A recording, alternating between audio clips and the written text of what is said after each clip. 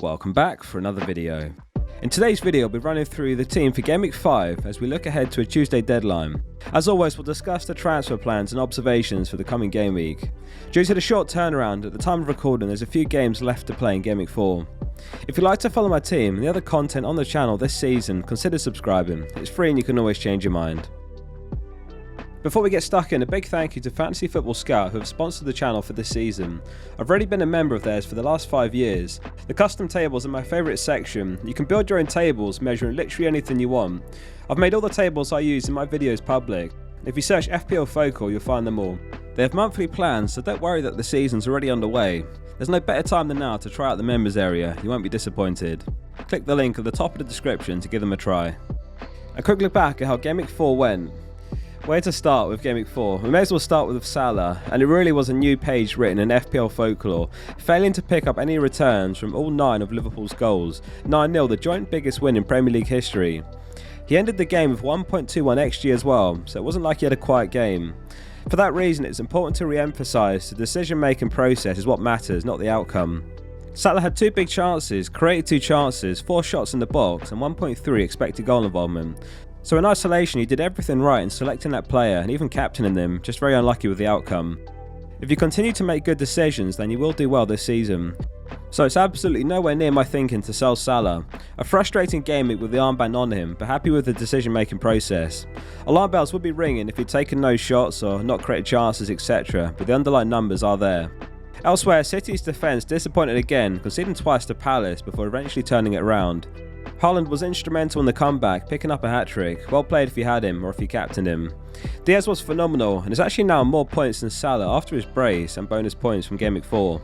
James and Cucurella both chipped in with an assist. The Gallagher red card was a frustration too, as perhaps on another day they keep a clean sheet and it would have been a monster game week. José was over 100% effective ownership, so a quiet game week from him was perfect. Bailey left to play at the time of recording. It's unclear whether he even starts, to be honest, but all in all, decent game week. There's 2 transfers banked, so let's take a look at how the team's shaping up for Gameweek 5. In goal, it's Ederson. He started the season well with back-to-back clean sheets, followed that by conceding in back-to-back games. However, it's Nottingham Forest at home, so it's a week to be patient with your defensive City assets. This, in my eyes, is not the time to be shifting them on. They're top of the clean sheet odds, and if they do end up conceding in Gameweek 5, then Gameweek 6 could be the time to consider selling. The back 4 is Trent, Cancelo, James and Cucurella. Well done if you held your nerve with Trent. For me, he's a set-and-forget defender, and he finally delivered last game week. In just one game week, he's catapulted up the defender scores from 4 points to 21 now. With the greatest respect to Bournemouth, it's a tougher fixture this game week, and absolutely won't be another 9-0 against Newcastle. The wind perhaps in Liverpool's sails now, and perhaps they've turned a corner after frustrating us in the first few game weeks. Cancelo, like Ederson, started the season exceptionally well and he's slowed down since. His attacking numbers are concerning considering the price tag. He's 37th among all defenders for expected goal involvement, which is discouraging.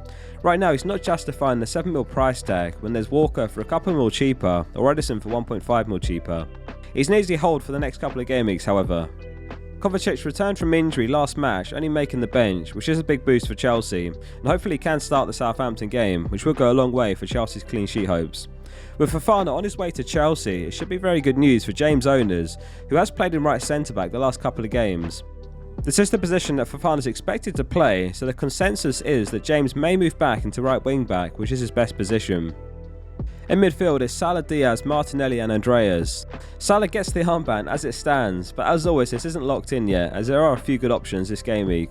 I feel that it's very close, however many managers will captain elsewhere purely in frustration rather than a logical perspective. So to me this presents an opportunity to gain even more ground with Salah captain if it comes off. Let me know where you're leaning with the captaincy. It's clear that Diaz is the best 8 mil midfielder. If you've got Mount and don't own Diaz, it's an easy move to make. Maddison missed out last match too, and if he isn't back for Gameweek 5, then Diaz is a great replacement to consider. It's a tricky decision for the Saka owners. If you've got no other areas that need addressing, it's not a bad move, otherwise I'd probably stick. Andreas starts, but likely to drop to the bench based on the transfer plans. To be honest, it's the kind of fixture you can play him in, so don't sweat it if you're forced into starting him. Fulham are a different beast at home, and they've surprised me so far this season. Up top it's José and Haaland. As it stands, Haaland gets the vice captaincy. It's tougher than ever this season, not just due to more managers than ever, but with Jesus sitting at 80+% ownership, you're immediately down to 10 men after the Gameweek starts, as his effective ownership after factoring in captaincies is typically over 100%. Last Gameweek, Haaland was around 100% too, and Salah's over 100%. So you really have to make those picks elsewhere count. If you're unaware what effective ownership is, it factors in manager captaincies.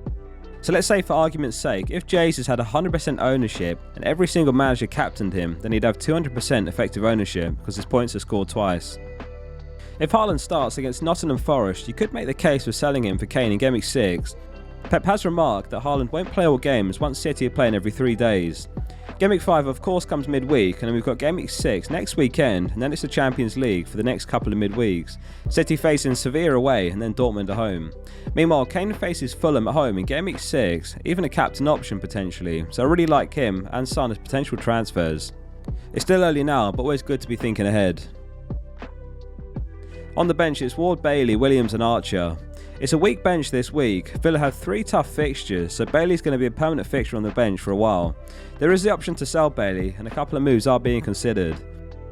The first is Nico Williams to Dunk, or perhaps new fullback signing Estupiñán. Brighton have been phenomenal defensively, and there's clear value there, plus great fixtures. They've kept 3 clean sheets from 4 games and conceded just 1 goal. Another option is to sell Nico Williams for Fofana. This would mean tripling up on the Chelsea defence, but the idea being it opens the door for Cucurella to Trippier in Gameweek 6, as Newcastle have a phenomenal run of games from Gameweek 6 onwards. Fofana would be a bit ahead of the curve as well, as a 4.4 mil route into Chelsea's defence. If you'd like to follow my team throughout the season, don't forget to hit subscribe, and thanks for watching today's video. Let me know in the comments how your Gameweek 4 went and what your plan is for Gameweek 5. See you soon for the next one.